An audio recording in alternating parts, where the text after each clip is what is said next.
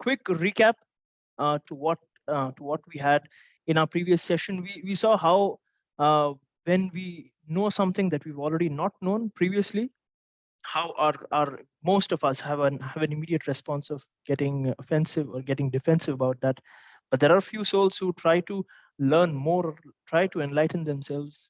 Okay, what is this that I do not know? How can I better myself knowing this? Arjun was one of them. When Krishna used harsh words and asking him that what are these impurities that have taken upon you, that you're talking like a learned man, but doesn't really seem like. Uh, apart from that, when Arjun uh, discloses his inability to comprehend things, uh, in today's age of instant gratification of social media, we generally look up to those 3 things to solve any problem, those 4 tips to get out of your problems, those 5 secrets to make your life better, to make things work again. But does Krishna give some quick fixes here, or is there something else in store? So let's wait. Let's wait to find out from Rasikraman Prabhu. But before I let Rasikraman Prabhu spill the beans, Prabhu, I have a question for you again. मेरा सवालों का सिलसिला has started. So my first question is, Prabhu, can spiritual knowledge help me when I find myself at maybe a dead end where nothing goes my way and everything is hopeless and gloomy, where there's darkness all around?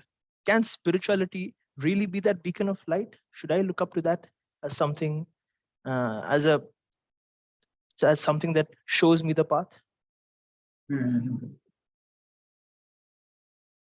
So when things are apparently not going my way, when there are reversals in life, and I'm at a juncture where I feel I'm on a dead end, doomed if I do, doomed if I don't. So there doesn't seem to be any hopeful option, and that could be in terms of a career. You find yourself at a dead end where this particular employer, the salary is good, the perks are good, but the boss is not good. And if you switch, you might, the market is volatile, you really don't know. And in terms of relationships, in terms of, your own spiritual growth.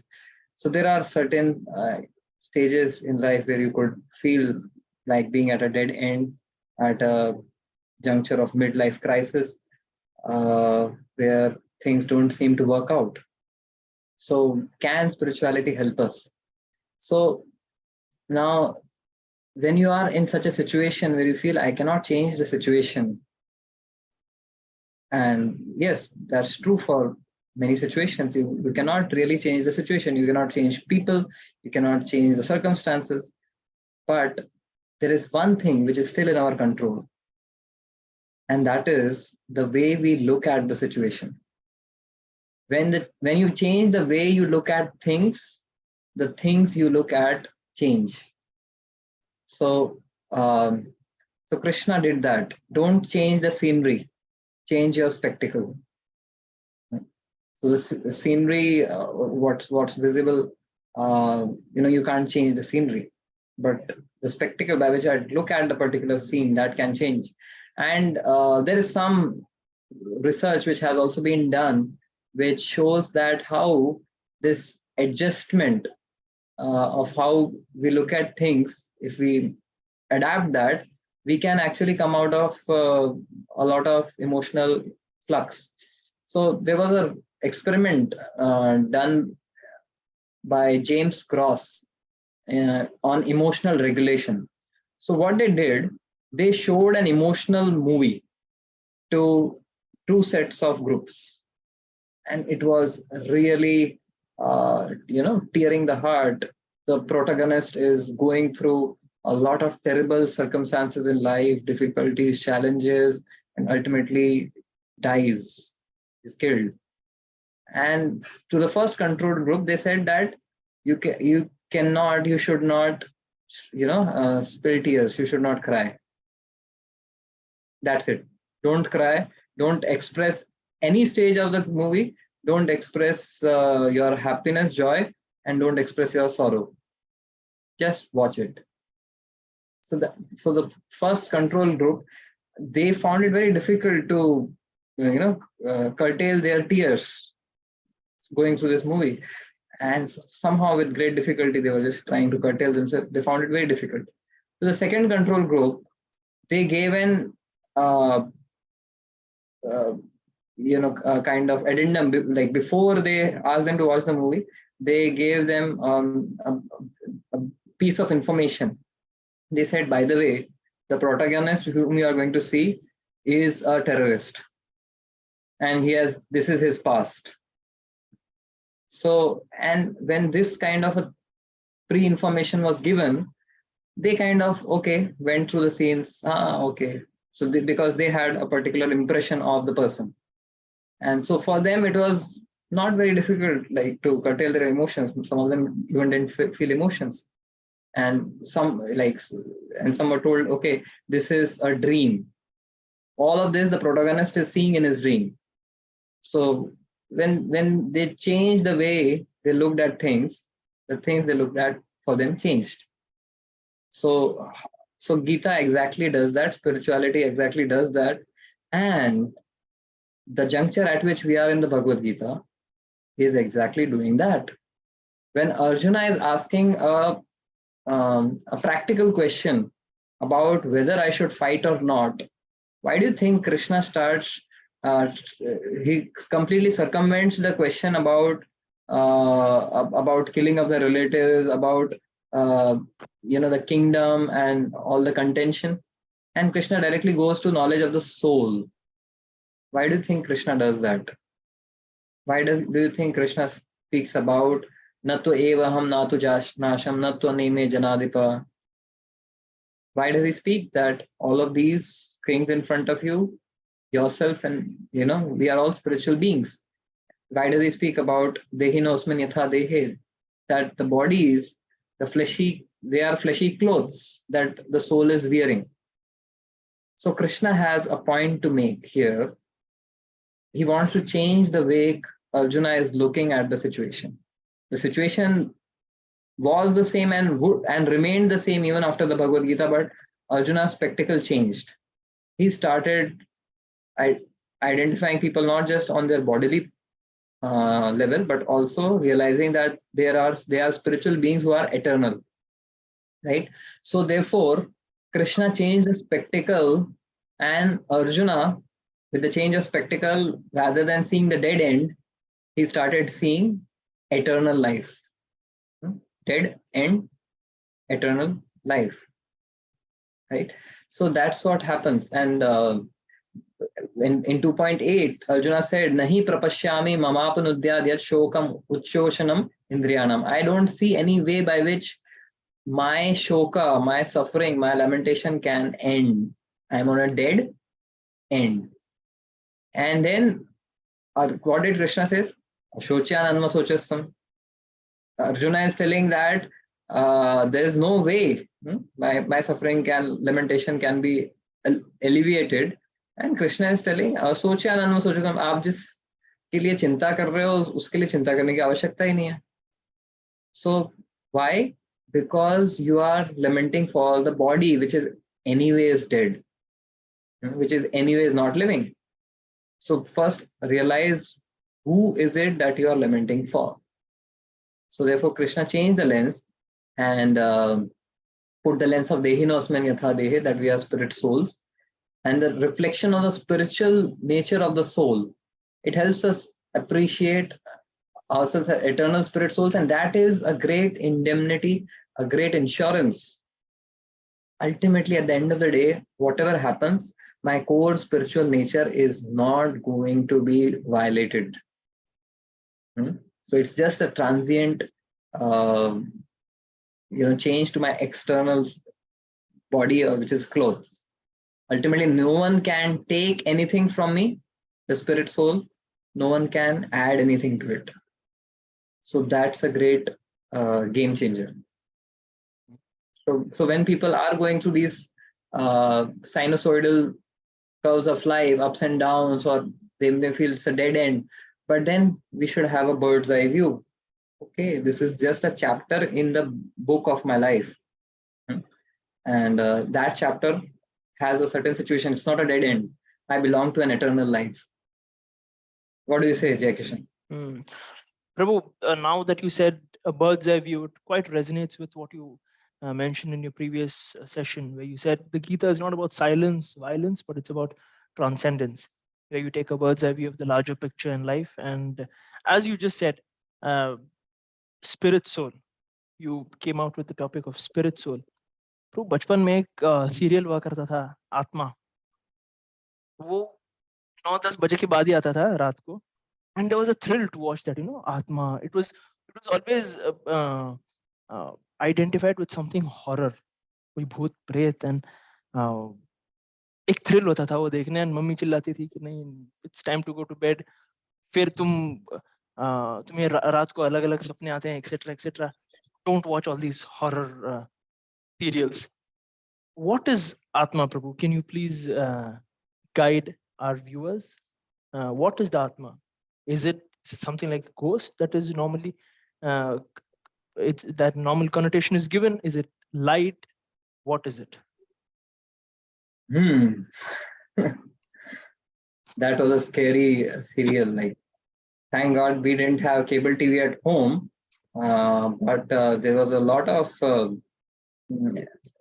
kind of craze for that particular serial, and people used to watch it. And then there was another one called Werewolf.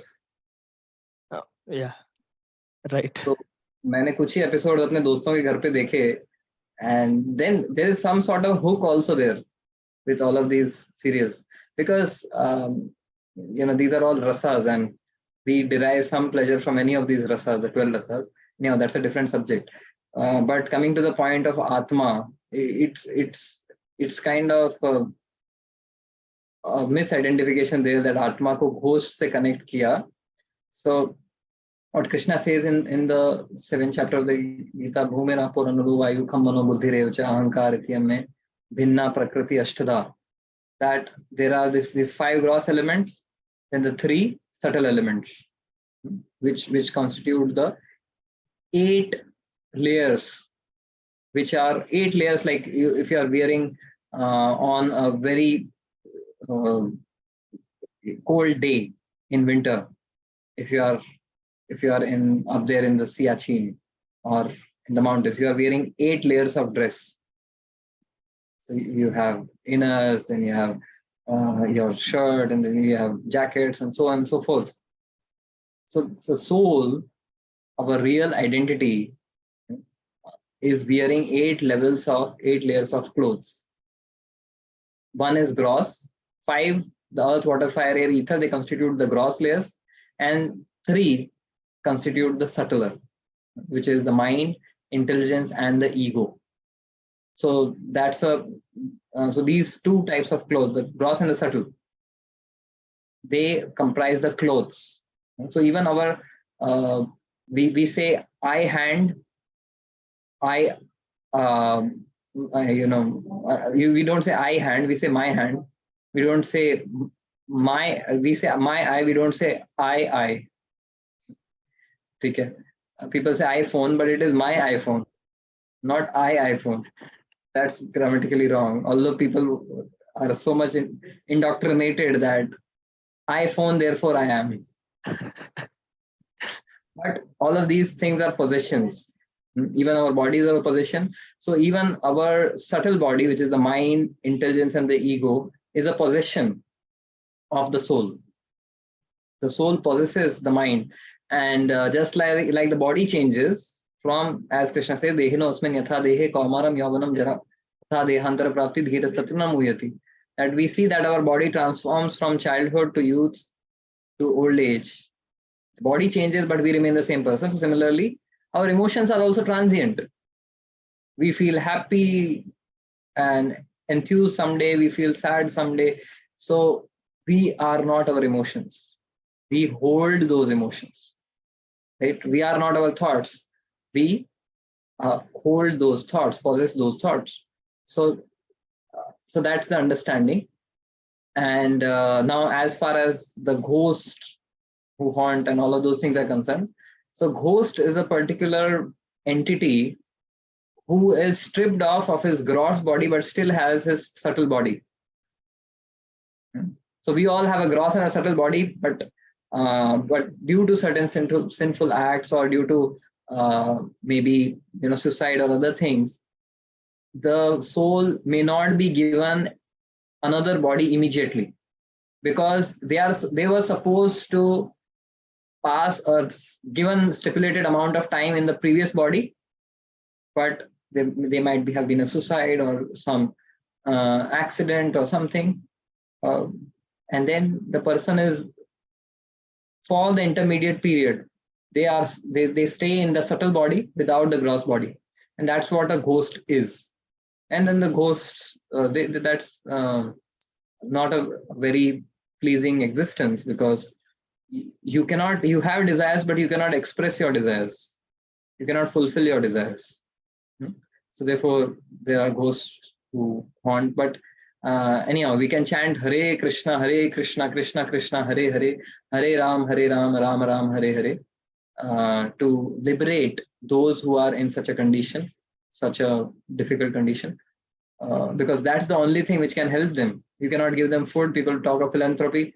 You cannot give them food. You cannot give them any residence. You can give your body as a residence, become ghost haunted, but that's not what will help them or you. So, but if you give them the vehicle of Harinam, we can chant extra rounds for there are so many people who are suffering like this, so can liberate them. So that being the understanding, and Krishna gives, now coming to the point of the Atma, what is the Atma? So in this section of the Gita, from I would say from verse number 16th to 30th.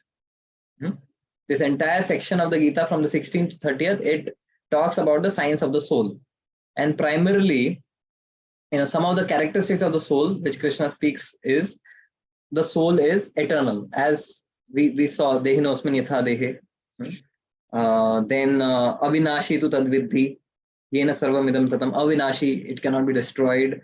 In Antamanta ime deha, this body is destined to perish. But avyayasya, the soul is avyaya, it cannot be destroyed. So like this, the eternal nature of the soul is described. Then individual, we discussed this verse 2.12, where Natva evaham jatu nasham natva nime janadipa, that all of us have our unique individual identity, unique individual existence, which cannot be you cannot have Jai Kishan and Rasik Raman merge and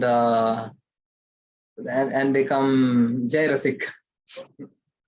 Just for the sake of lightness, but so you cannot merge two persons together. We are eternally individual people, and we were individuals, we will remain individuals. That is a good news.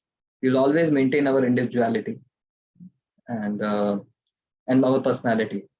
So that's another thing which Krishna talks of in terms of the nature of the soul. Then Krishna also speaks of that the soul transmigrates, how the soul transmigrates from one body to another. 2.27, you can look at that. Jatasya hi dhruvo mrityu dhruvam janma mritasya cha. That how whenever someone takes birth, the death is destined, and that whenever someone dies, his or her next birth is destined based on the stockpile of one's karma. So just as if you have your budget is 25,000 rupees, you can go for a certain rented apartment. If your budget is 5,000 rupees, you can go for a smaller rented apartment. So similarly, based on our karma, piety and impiety, we can take possession of an apartment, but it is a rented apartment. Rented means it is given on lease for a certain duration of time, and after that you have to vacate it. So similarly, we have to vacate it. There is a bhajan in Hindi. अरे ओ मुसाफिर निकलना पड़ेगा, अरे ओ मुसाफिर निकलना पड़ेगा, किराए का घर खाली करना पड़ेगा. So, so we are in this apartment, and then also Krishna describes another quality of the soul is that it is imperceptible and inconceivable. Verse number 25 and 29. Avyaktoyam, achintyoyam, avikaryo ayam uchyate. The soul is invisible, inconceivable, and immutable. So it's invisible. Now, if the scientists say, I want to see the soul, show me, then I'll believe it. But no, Krishna is saying it's invisible because the soul is activating the eye, our eyes. So these eyes, these dead matter eyes are seeing because the soul is activating the eyes. You cannot expect the eyes to see the soul because it's of a different nature. It's not matter. It's, you can call it antimatter. It's the spirit substance. So it's inconceivable. And 29th verse, Krishna says, Ascharyavat paschati kaschidenam ascharyavat vadati tathaiva chanya. Some people look at the soul as inconceivable. Some talk about it as inconceivable. Some hear about it as inconceivable, but still no one is able to exactly understand based on material intelligence. So that is something about the soul. And we discussed how the dress, the soul, the body is a dress for the soul. That Vasamsri Jirnani Yatha Vyaya. Krishna talks of the body as a garment, right? So now, when you get a particular nice, what do you call, three-piece suit, or what do you call that? Means I have just my dhoti kurta, so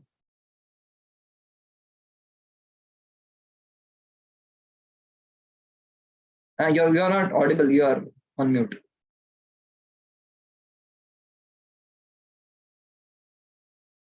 Okay, you're on mute, Jai Kishan. Yeah. Am I audible now? Yes. It's a three-piece suit, Prabhu.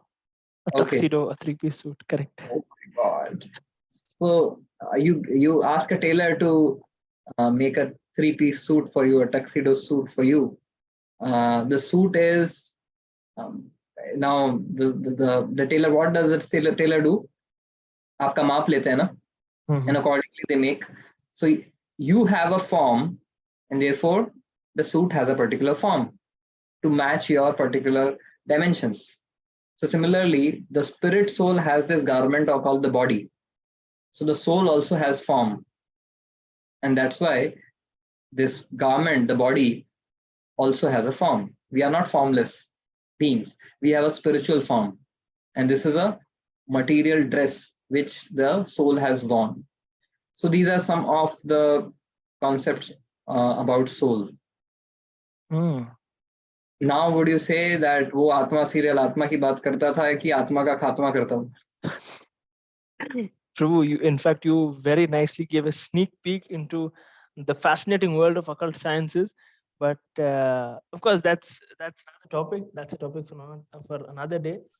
ये बात तो clear है कि वो आत्मा is not the ghost वाला आत्मा that was portrayed to us, जिससे हमें डराया जाता था. Where Lord Krishna gives us beautiful descriptions of what the soul is, and the fact that we are the soul and not the body. But Prabhu, I have my question here, and as always, I'll be a bit frank with you. What is the use, or what is the benefit of the knowledge of soul for a normal guy living in this difficult world, dealing with difficult people outside, who has his daily bread to earn, who has to deal with the uncertainties of the real world? Why are we discussing the nature of the soul? How does this benefit the reader? Okay, so when so as I said in the beginning, Krishna, if you change the way you look at things, the things you look at change. Right? That was the first step. So Krishna, first of all, described that we are the spirit souls, we are not the body.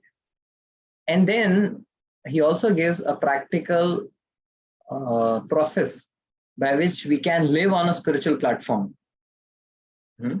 So we put our vision into action. So it's not just about vision, seeing that, okay, this is spirit soul, but then in a practical terms, how do you deal with the transactions of this world? कि सबको soul बोल के आप शेर को जाके गले तो नहीं लगोगे, ये भी सोल है, आजा भैया सोल बोला, हरी बोल हो जाएगा. So basically we need to deal on the transactional level also. So therefore Krishna then in the next section from 39th to the 72nd verse, he speaks of Buddhi Yoga, which is Nishkam Karma Yoga. That how do you put this wonderful wisdom of the soul into practical action? When this knowledge of the soul descends, how does that apply in our day-to-day dealings? And that's a very fascinating subject. And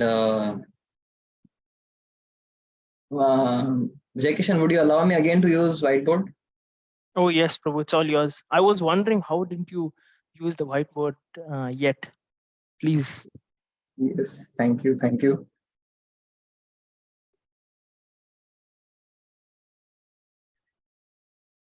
Okay. So we have, so just as the digital world is made up of 2 digits, can you guess, Jaikishan? I guess it's 0 and 1. Yeah, the binary. Binary. Everything in the digital world is based on 0 and 1. Every coding, the machine language is based on 0 and 1. That's how the your transistors, they have these 2 states, right? So therefore that's how the entire coding is based on these binary digits, 0 and 1. Now our practical life is also not much different. So you have 2 different states. The circuitry of the machine called life has 2 different states: matter and spirit.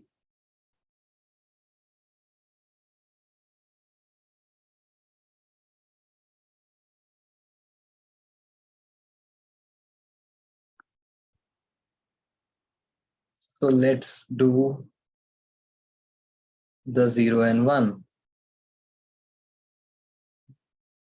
Someone who is leading their life based on the understanding of matter only and no understanding of the spirit. So it's called a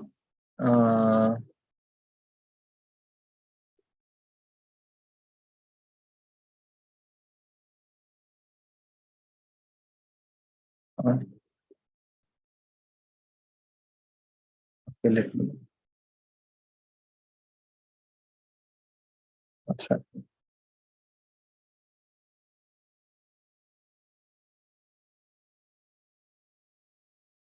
Okay, so it's called a world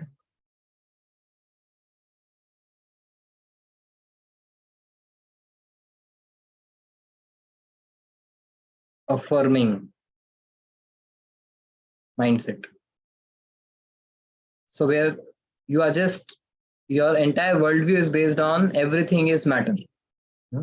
Now there's another way to look at the world: matter 0 and spirit 1. It is called a world denying mindset. So if you look at most of the people in this world, they live either on a world affirming mindset or a world denying mindset. So world affirming mindset gives absolute importance to the objects and relationships of this world, and completely lives in denial or considers spirit to be a superstition. But the problem is, when the objects and people of this world, they don't live up to your expectations, there's frustration, depression, conflict, and so on. So therefore, a person who is in a world affirming mindset that there's only the matter that exists. There's nothing beyond matter. It leads to frustration at some point of time. And then such people, they come to the another mindset called the world denying mindset. Sab maya hai, sab moh maya hai, kuch nahi rakha hai duniya mein. It's all false. There's only spirit. There's nothing called matter. Sab maya hai. So that is a world denying mindset, and which sometimes can lead to becoming irresponsible and insensitive to the people around you and the world in general, right? So it's the flip side of the coin. They are both two sides of the same coin. World affirming mindset is the heads and world denying is the tails. So one leads to another, and those who are, it's called, technically called bhog and tyaga. You are in the bhog cycle and you find matter as great, everything in the world as great, but when things are not going great, everything is false, everything is maya, and then world denying, and you tend to become irresponsible. But Krishna is talking of an integrated circuit where the best of both matter and spirit are put into practice. Let us see how.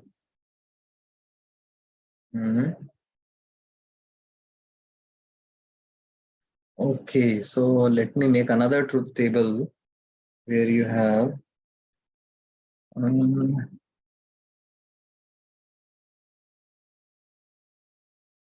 let us see, this is matter, this is spirit, this is action, this is your aim.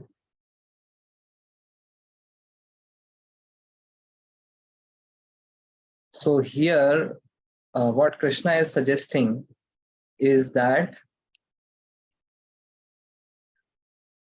our aim should be here.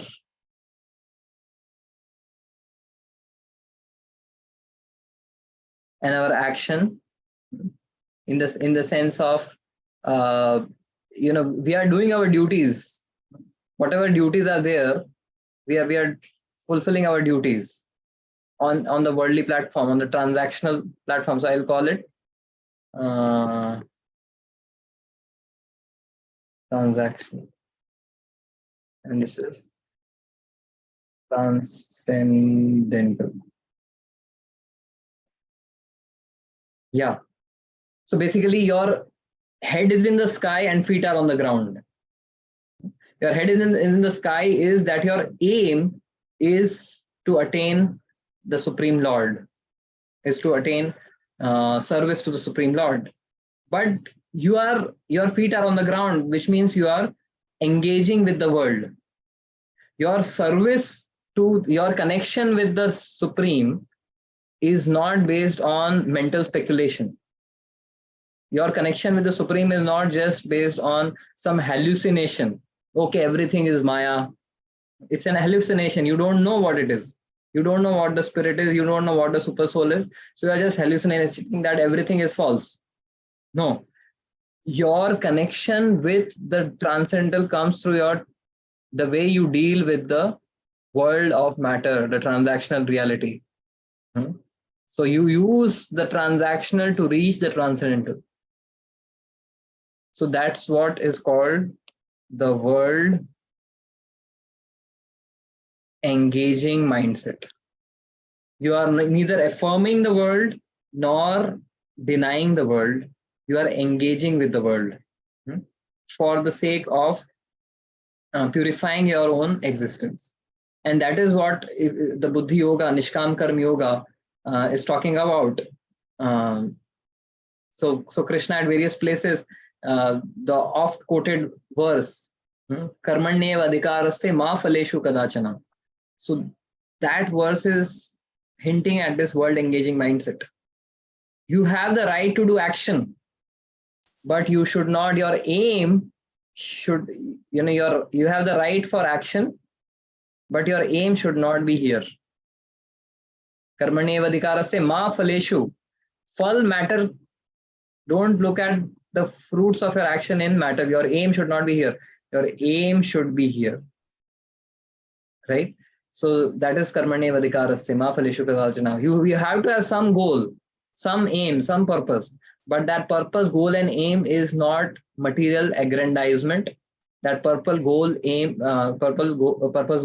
is spiritual emancipation. And therefore, you engage with the world to purify your existence as a duty you do, without desire for the material fruits. And then Krishna, in several verses, he quotes that that such a person, such a yogi, is not after the materialistic pleasures. Bhogeshware prasakta nam 2.44. Taptaya aprata chetasam. Those who are having the world affirming mindset, their mindset is Bhogeshware prasakta nam. So they are after the different streams of material enjoyment. Whereas those who have this world engaging mindset, they have Ekeha Kurinandana. They are one pointed Vyavasayatmika Buddhi. They are one pointed towards attaining the spiritual destination, realizing their identity as Atma in service of the Supreme Paramatma. So therefore, that's the world engaging mindset. And several verses Krishna speaks about this concept in this entire section from 39 to 72. So when your feet are on the ground and your head is also on the ground, so to speak, when we are just dealing with the transactional reality, then what happens? We see the pebbles and thorns and we lose track of the overall picture of life. And therefore we get frustrated. But that is a world affirming mindset. World denying mindset kaisa hai? Your head is in the sky, your feet are also on the sky. You are not in touch with the ground reality of the world. Right? So you are just living in denial, in a hallucination that there is this world is false. This Maya, this is called Mayavad. But that philosophy doesn't basically, it avoids the problem rather than facing the problem. But bhakti, the philosophy of bhakti, the philosophy of Buddhi Yoga, teaches us to engage with the world for the sake of transcendental realization.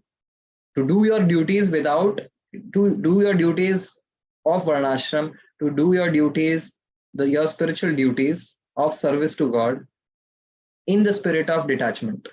So that's what Buddhi Yoga teaches us, and that's a practical thing of how this knowledge of soul could be implemented on a day-to-day basis. Makes some sense?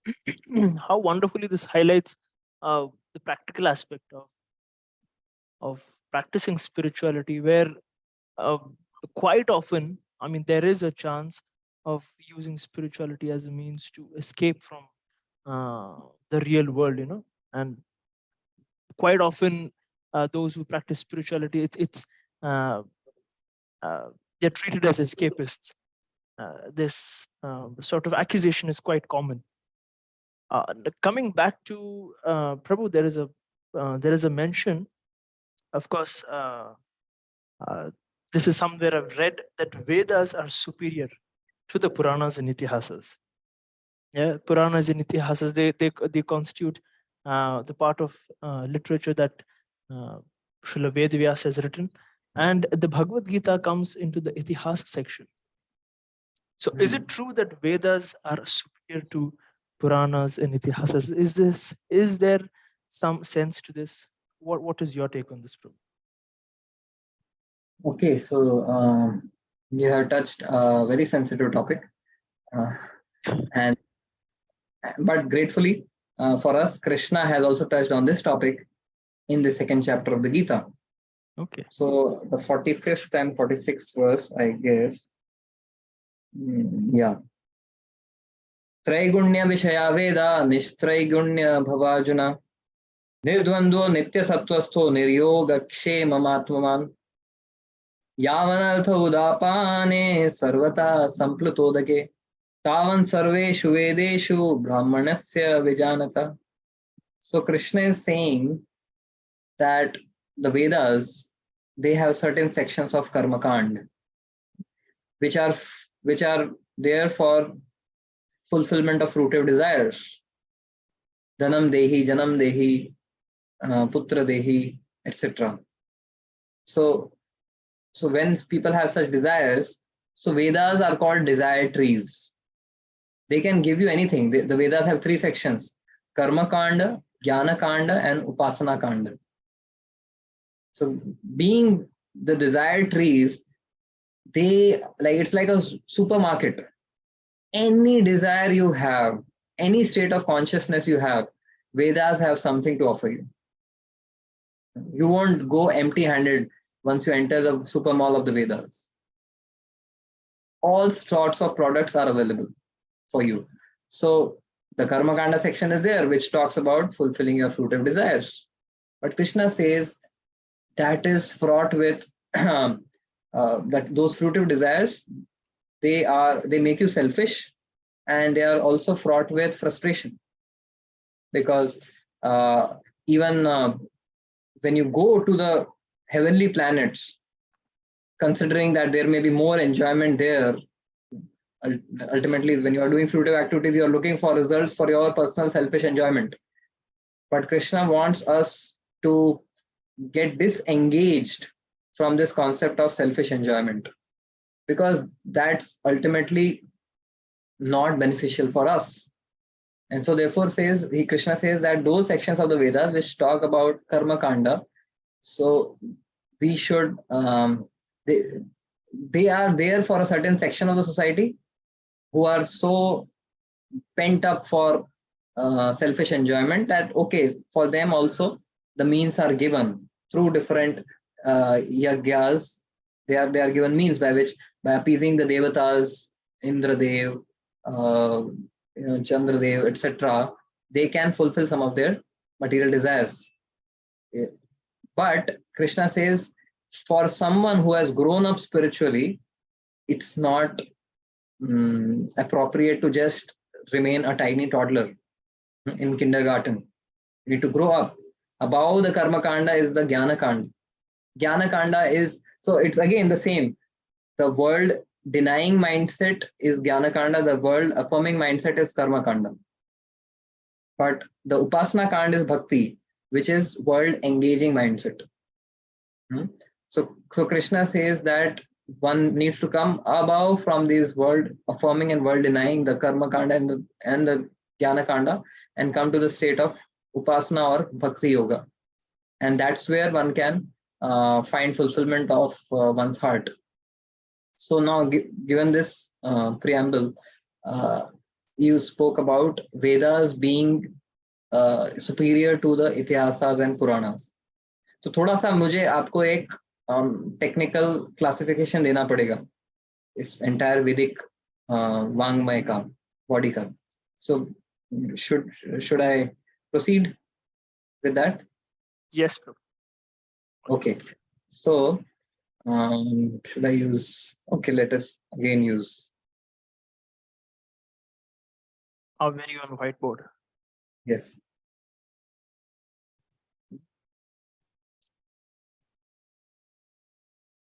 So the word Veda means knowledge. The entire body of knowledge is called Veda. So Veda or Vedic literatures are classified into 2: the Shrutis and Smritis. So Shrutis are the direct word of God, which has directly come from God, whereas Smritis are realizations of sages when they came across the word of God. So both have a purpose to be served.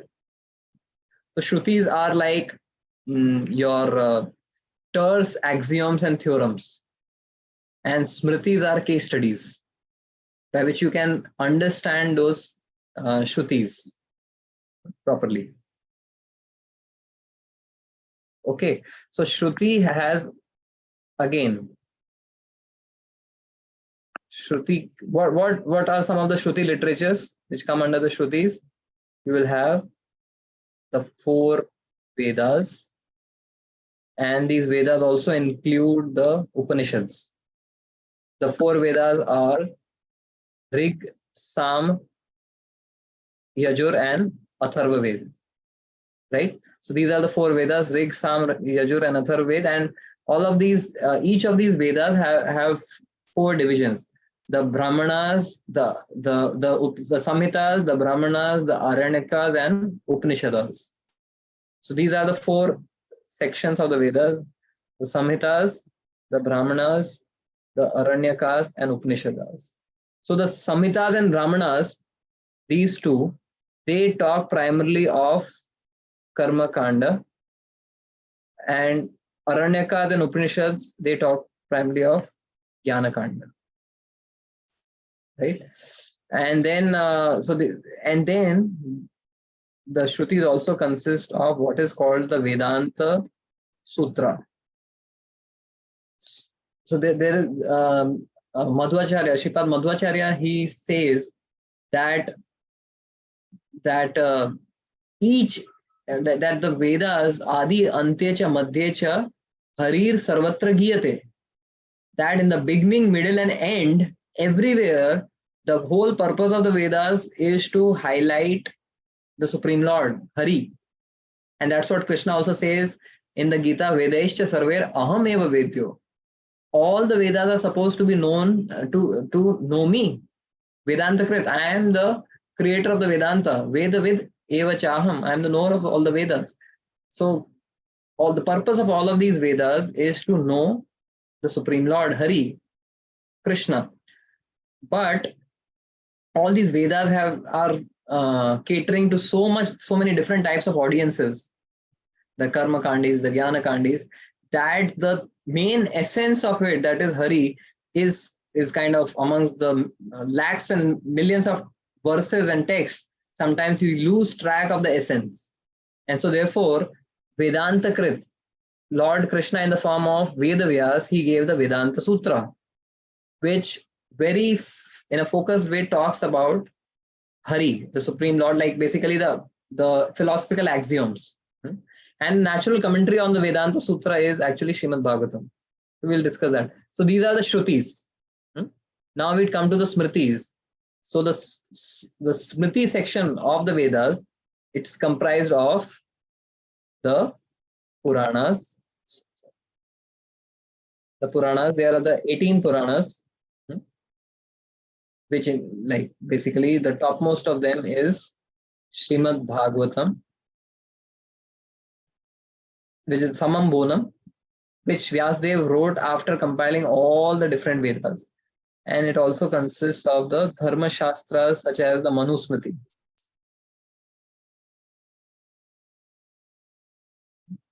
And here you see there is also Itihasas. Itihasas means the Mahabharata and the Ramayana. They come under the category of Itihasas. So these are the Smritis, which are basically the realized knowledge of the sages, which are presented in the Smritis. And it's a complete, this entire body of knowledge is called Veda. Sometimes people have misunderstanding, Veda matlab 4 Ved, bas, aur kuch nahi. But they should be told that Veda means the complete body of knowledge, which includes Shrutis and Smritis. And there are so many verses in the even there's a verse in the Rig Veda which if I'm not sure which Veda, but one of the Vedas, it says that the Puranas are the 5th Veda. So it's mentioned in one of the Upanishads in a Veda that the Puranas, they are the 5th Veda. You cannot discount the position of the Puranas and the Itihasas. They are the realizations of sages, which are actually sometimes even more beneficial than reading the Vedas, because the Vedas are filled with the Karma Kanda and Jnana Kanda, and you get lost in all of that and you miss the essence, right? So therefore, the distilled essence has been presented in the Srimad Bhagavatam. A distilled essence has been presented in the Vedanta Sutra, And that has been commented on in the form of Srimad Bhagavatam.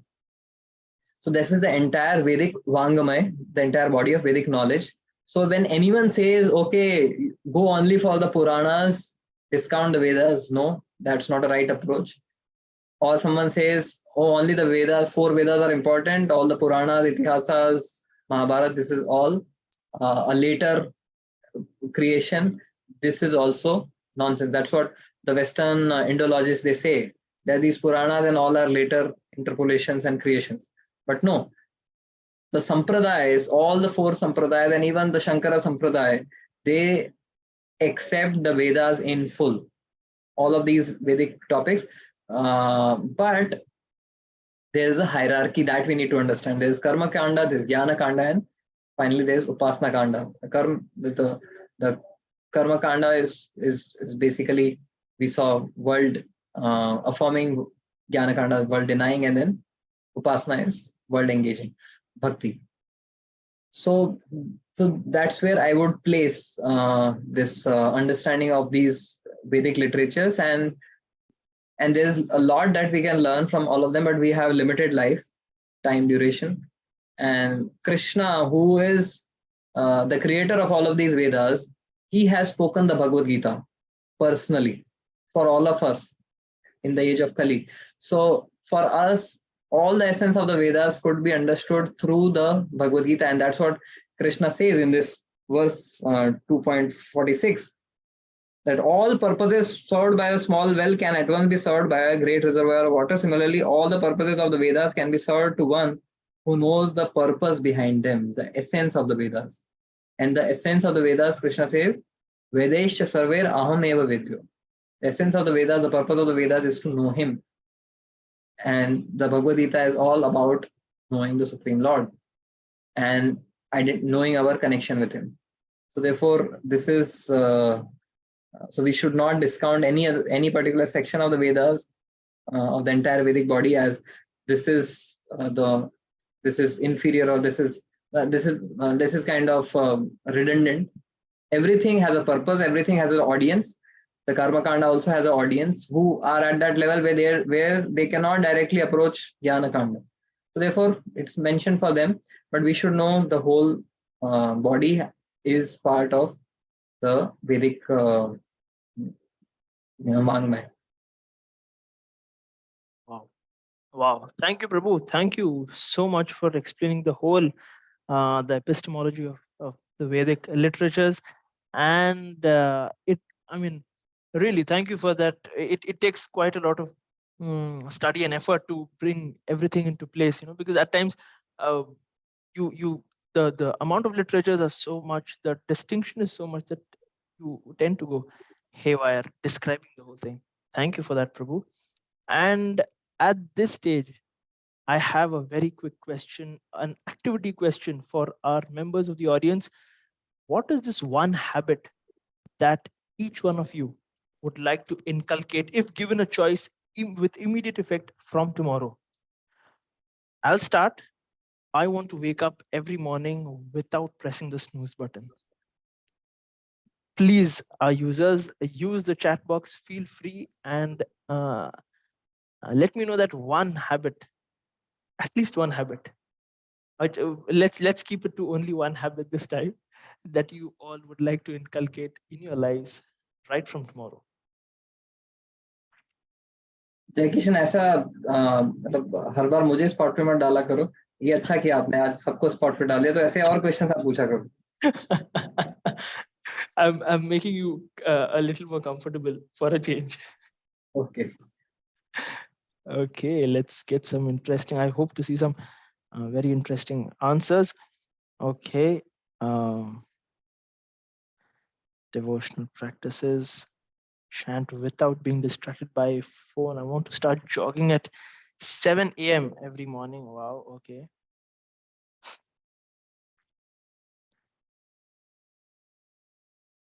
Okay. So there's a lot to do with physical health, a lot to do with meditation practices, and how can one improve in those fields. Wake up with a smile on my face and gratitude in heart. Wow. That's a good one. So each one of us wants to inculcate various habits. May that be from a physical perspective, from a mental perspective, a career, or may it be anything. One thing is clear: each of us wants to grow.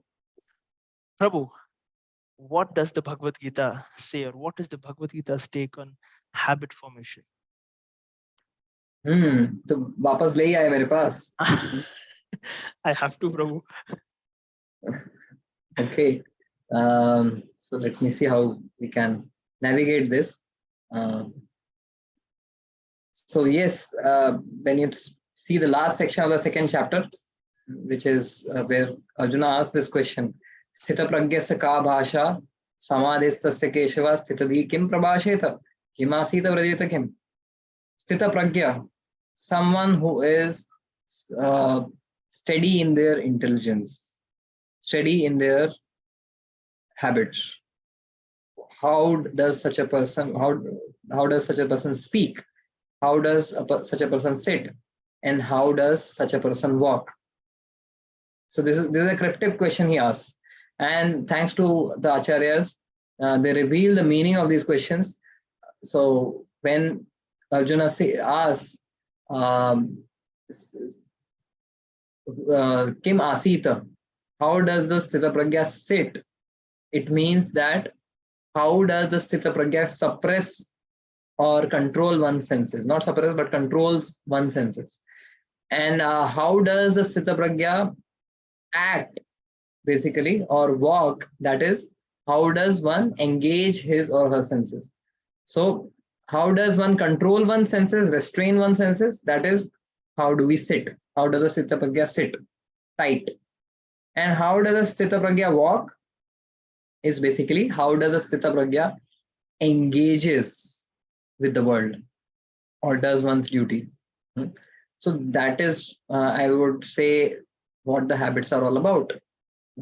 Sometimes some of these habits which we see here, they are about restraining. Can you point them out? The habits which are restraining? Maybe not using the phone quite often. Very Yes. often. Yeah. Chant without being distracted by phone. So how do you restrain your senses of the mind from these negative tendencies? And then engaging. Okay, I want to start jogging at 7 a.m. every morning, or I want to get up at Brahma Muhurta and chant. So these are the two types of habits. And that's what, if you look at the 58th to 63rd verse, Krishna is answering the question that how does one control one's senses? So those who want to form habits which are related to sense control or restraining yourself from doing negative activities like getting distracted by phone while chanting or other things. So you can take benefit from these verses 58 to 63rd. And those who want to engage and create positive habits, you can take advantage of 64th to 70th verse of the second chapter. So let's go first into the removing the negative habits. So for that, Krishna says, learn from a turtle. Let me read the verse for you. Yada samharte chayam kurmo angani sarvasham. We should visualize a turtle. Whenever a turtle sees danger, it immediately withdraws all of its limbs inside. It has 5 limbs outside: the head and the two hands, 2 legs. Does it not withdraw itself whenever it senses danger? So Krishna is saying, whenever you see objects which distract you or tempt you or take you into the negative spiral, immediately remember the turtle. And immediately remember that this is danger for me, because these sense objects are going to eat up my spiritual determination. And therefore withdraw your senses, take them in. So that is something which we can remember, Whenever we come across a temptation or a distraction, think of the danger, think of the turtle. So that is the first tip Krishna is giving. Want to hear more? Yes, Prabhu. Of course. Okay. So then Krishna says, yes, he gives another very important sutra for overcoming bad habits. Krishna says practically it's not, it's impractical to remove bad habits. It's practical and it's doable to introduce good habits. To introduce, so he says, Vishaya vinivartate niraharasya dehinam rasovarjam rasopyasya param dusha nivartate. That if you just think of, okay, I will not watch news. I will not watch news. I will not watch news because there's so much of breaking news. वो मैं sir फोड़ लेता हूँ, वो 2 घंटे तक वही news देखता रहता हूँ, and then I feel depressed and I feel dejected. सब गलत चल रहा है दुनिया में, कुछ ठीक नहीं चल रहा है, and then there's so much of distraction. I keep thinking about that news without it helping me in any way. So Krishna says, when you just keep thinking of that, I will not do this, I should not do this, then what happens? You actually end up thinking about that only. So we need to change the goal of our thoughts. The goalpost has to be changed.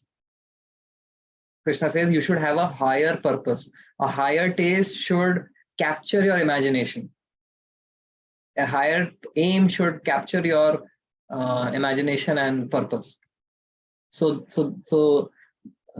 therefore, and this is also validated by modern science. They have this like these Power of Atomic Habits or these other books, Charles Duhigg and other books. They talk of a reward, the three steps of habits.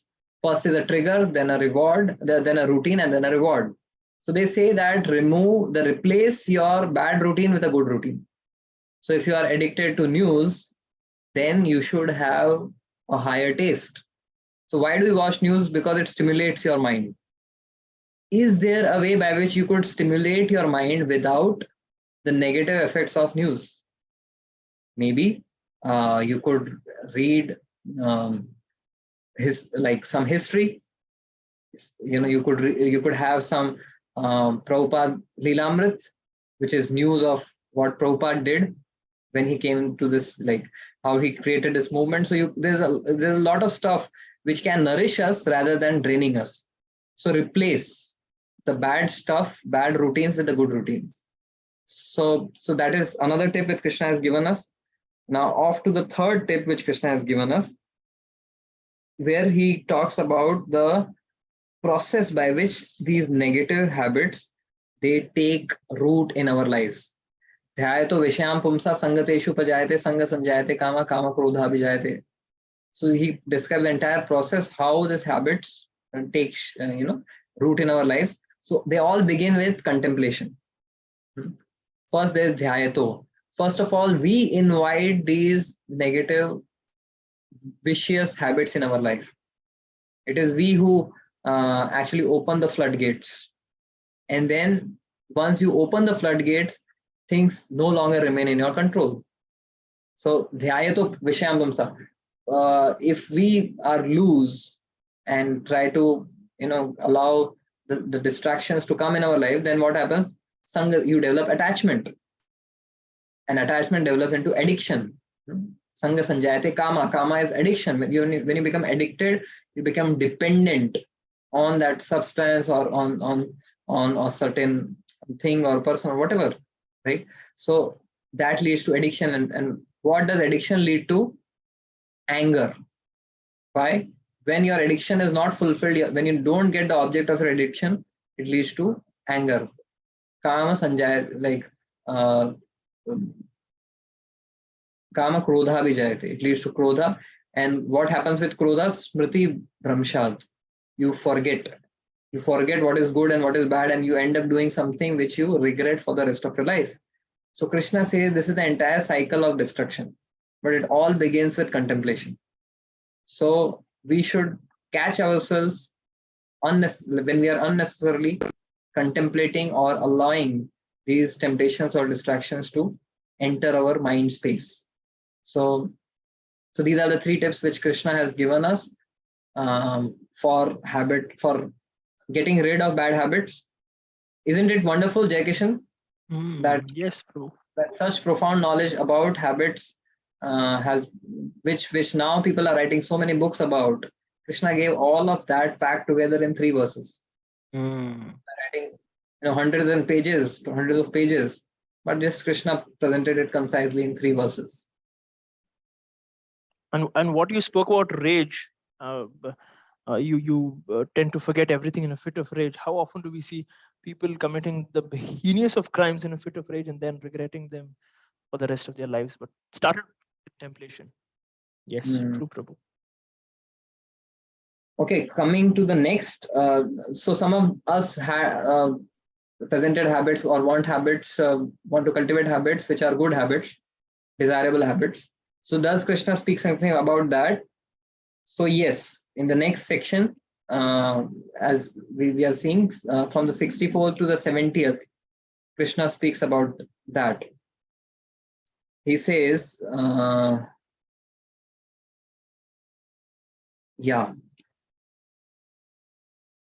how can one cultivate virtuous habits? The single principle or the Ramban for that is you have to surrender your mind. You have to actually direct your mind towards the Supreme. So Raga Dvesha Vimuktestu Vishyan Indriyas Charan Atma Vasher Vidhe Atma Prasadam Adhigachati. So what Krishna is saying here, that you cannot cultivate good habits without mind control. Because mind is the craziest person who is going to distract us, take us away from the good path that we want to walk. So the first of all, you need to take your mind and place it at the lotus feet of the Lord. Because the senses, they will hear only what the mind says. So you cannot tackle your senses. You have to go and talk to the mind and actually, offer the mind a spiritual goal. So that spiritual goal is something which all of you want. So that spiritual goal, once you have that spiritual goal, then we can have affirmations. If you can have positive affirmations that I will chant happily, gratefully, or as affirmation Manisha ji has given, I will wake up with a smile in my face with gratitude. So such spiritual affirmations, if you make, and why are you grateful? Connected to the Lord, connected in a mood of bhakti to the Lord. Thank Krishna, and that act of thanking Krishna, you will be able to include everything that you receive from everyone. So that is another thing which we could do. And okay, then the 69th verse is Ya Nisha Sarva Bhutanam Tasyam Jagarti Samyami Yasyam Jagarti Bhutani Sa Nisha Pashyato Mune. What is night for all beings is a time of awakening for the self-controlled, and the time of awakening for all beings is a night for the introspective sage. So Krishna is saying that associate with people, identify the people who have positive habits and associate with them. So there are these introspective sages who have chosen to tread a different path, who are not going to the beaten path of sense gratification, but they are going the rarely treaded path of self-realization. So associate with them and mold your life in a way by which you can also cultivate these the lifestyle of such sages. So, and then what will happen? Krishna says in the 2.70, Apuryamanam achala pratishtham samudram apah pravishanti advat. A person who is not disturbed by the incessant flow of desires that enter like rivers into the ocean, which is ever being filled but is always still, can alone achieve peace, and not the man who strives to satisfy such desires. So when your mind is dedicated to the Lord in Bhakti Yoga, what happens is you have already made your mind chaste to the Lord. So even though you engage the senses in different works in the world, your mind will still remain chaste. Your senses will still remain chaste to the Lord. And just as an ocean, which is already full with so much of water, it cannot be disturbed by the flow of rivers into it. So when our mind is offered to the Lord, it's already full with bhakti rasa. It will not get distracted or disturbed by the rivulets and small streams of temptations and distractions of this world. But it all requires practice. And that's what we can all do together. So 58 70th verse, where 58 to 63rd verse, it describes restraining, and 64 to 70. Prabhu, how profound it is. Like you can learn something even from a turtle, from one action of a turtle, that it retracts its limbs when in danger, and how profound the literature of Gita is, where it teaches profound lessons from even the tiniest of acts from animals. At this stage, Prabhu, I'd give you the freedom instead of choosing any question you'd like to choose from the chat box, or any comment that you'd like to elaborate on before we close today's session. Yeah, I guess we had a long session today. Let me see if quickly something is in the chat box.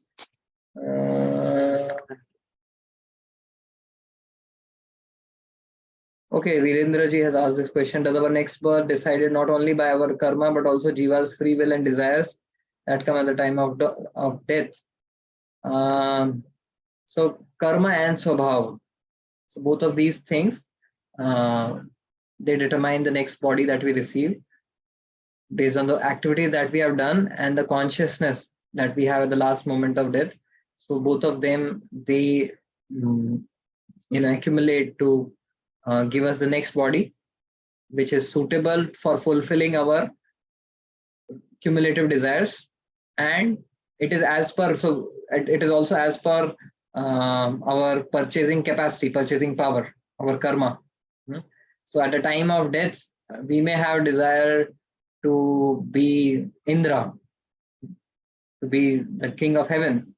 But if our entire life we have lived in sense gratification, in sinful activities, then we are not going to become Indra, right?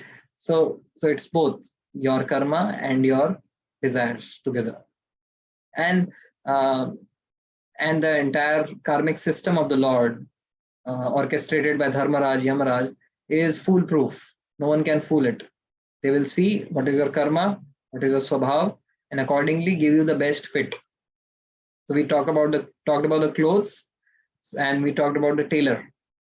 So thank the tailor for giving us the clothes, but also use those clothes properly, so that ultimately we can get the eternal spiritual form and not have to just change these clothes based on our karmic actions. So I guess it's time to call it off, call it a day. Yes, Prabhu, and thank you for this wonderful enlivening session. Personally, for me, one takeaway message. Of course, there are many, but one takeaway message that I'd like to share or just echo is from moving from a world affirming, world denying to a world engaging mindset by means of bhakti, by means of upasana.